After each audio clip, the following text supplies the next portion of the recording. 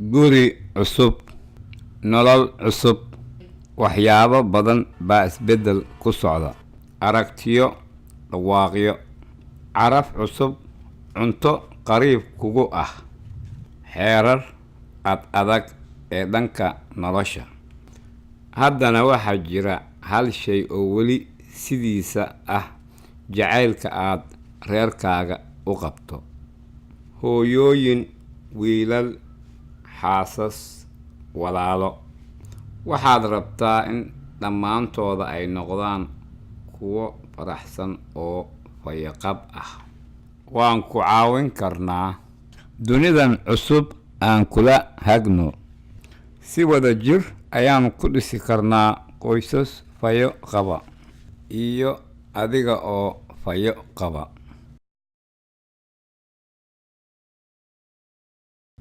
Caafimaadka maskaxda oo wanaagsan waa wax inaga oo dhan noo muhiimsan. Wuxuu muhiim u yahay sida caafimaadka jirka oo kale. Haddii uu ku hayo cunno xanuun ama gacanta ka jabta ama calool xanuun ay ku hayso, miyaadan u tegin takhtar? Haddii maanku uu ku xanuunayo sidoo kale wuxuu u baahan yahay in takhtar aad u tagto.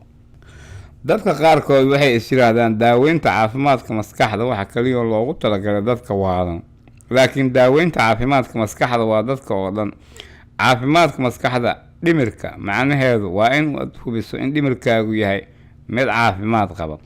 Waxay la mid tahay sida aad u hubiso jirkaaga inuu caafimaad qabo. Waxaa laga yaabaa inaad maqashay caafimaad maskaxda oo liita oo loogu yeero weeraro dhanka neerfaha. Waxaa laga yaabaa inaad maqashay dadku inay yiraahdaan in caabuqu yahay waxyaabo badan oo dadku ay ka walwalaan dhibaato bulsho. Xitaa waxaa laga yaabaa inaad maqashay in dadku ay yiraahdaan caafimaad maskaxda oo liita inuu sabab u yahay jinniyaal, sixir, ama qabowga ama kulaylka jirkaaga oo aan sinnayn. Waxaa jira waxyaabo badan oo saameeya shakhsiga caafimaadkiisa maskaxda. Firgudbiyahooda ay ka samaysan yihiin shakhsiyadooda, qoyskooda, xitaa heerkooda waxbarasho ama xaaladooda dhaqaale. Dadka qaarkood waxay indhahooda ay ku arkeen ama ay la kulmeen dhibaato, oo tan waxay saameyn ku yeelanaysaa caafimaadkooda dhimirka. Qaarka kale waxaa laga yaabaa inay ku takrifadaan mukhaadaraad ama khamri. Dadka qaarkood waxay la daalaa dhacaan isku buuqsanaanta noloshooda caadiga ah ee maalin kasta. Waxyaabaha sida jirooyinka, bilaabista shaqo cusub, haysasho la'aanta lacag aan ku filnayn, ama keli ahaanshaha. Kuwaasoo dhan waxay u horseedi karaan caafimaad maskaxda oo liidata. Caafimaadka maskaxda oo liita qof kasta siyaabo kala duwan ayay u muujiyaan. Waxay saameyn ay ku yeelan kartaa cunto qaadasho la'aantaada, dhibaatooyinka dhanka xusuusta, ama waxay horseedaa dareen murugo ama caabuq ay ku reebto qofka.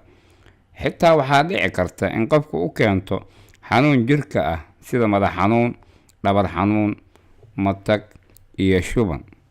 Caafimaadka maskaxda oo liidata waxay keentaa dhibaatooyin dhanka hurdada iyo isku dhaxyaac.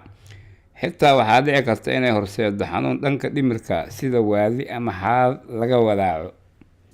Sida loola tacaalo caafimaad maskaxda oo liita. Dadka qaarkood dareemadaas hoos ayay isaga riixaan oo dareemahaasi kama hadlaan. Dadka kale waxay isku dayaan inay kaalmeystaan khamriga ama maandooriyeyaasha. Ma jiro dariiqyo caafimaadaysan oo caafimaadka dhimirka lagu wanaajiyo. Si caafimaadkaaga maskaxda aad u wanaajiso, dooro inaad qaadato tallaabo ijaabo leh. Cunto caafimaadaysan, jimicsi, oo hurdo kugu filan hurud. Naftaada ku heeraari asxaab iyo qoys ku taageera. Waxaa laga yaabaa inaad u baahato inaad booqato takhtarka caafimaadka dhimirka.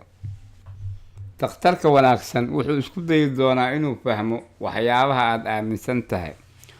U sheeg sida aad dareemayso iyo waxyaabaha aad ka fikirayso.